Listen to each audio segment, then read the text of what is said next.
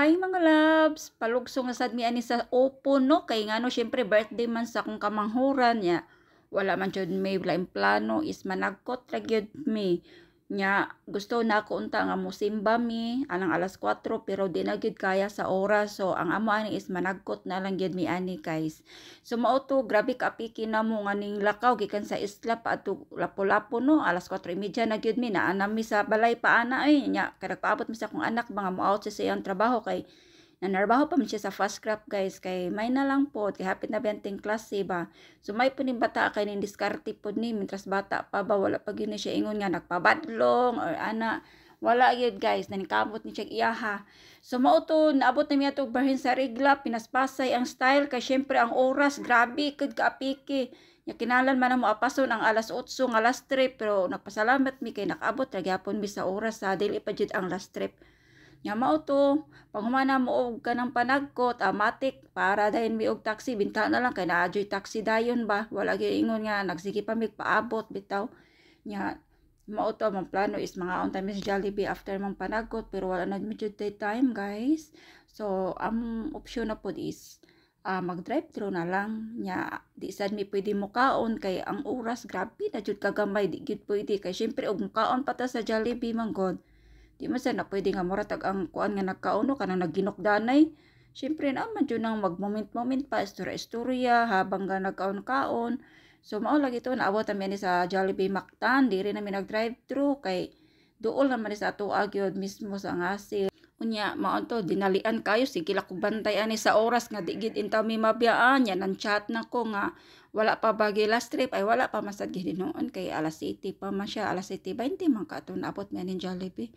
So napagi time guys nya mao lagi to pag abot na mo diri sa drive thru naay nag-una na mo duha ka kuan no mag drive thru sad so bintaha na lang kay di jud ingon taas kayo ang linya.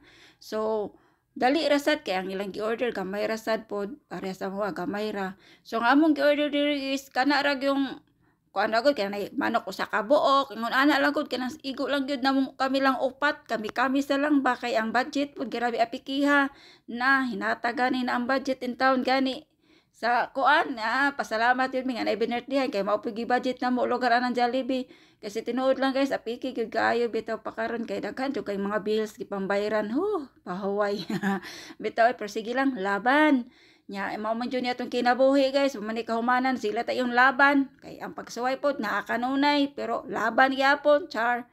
Nya mao lagi to nimbayad na ko sa akong gi-order no nga balig upat ni siya kay akong anak spaghetti ra jud niya nya nag kuanan po ko kanang rice ba say tawag ani nag extra rice lang po ko para sa iya ha. Unya mao to diri nakahuna-huna ko nga akong kanang iprank-prank kuno hay bitaw ang kuan ang cashier or dili kato bitaw nga dito update sa may ato ka sa receiver bitaw ato ka dito sa kuan na. So nakahuna ko kabuang na pod. Nya nahimuot ko kay mga kay cool pod siya kay bitaw mo sabay ra pod bitaw siya. So mao na ni planuhan na mo nya ako siya kabuangan ba nya. Mao niya akong partner is nag-ready na po siya cellphone kay ganan siya makuha og video. So ako siya kay kabuangan.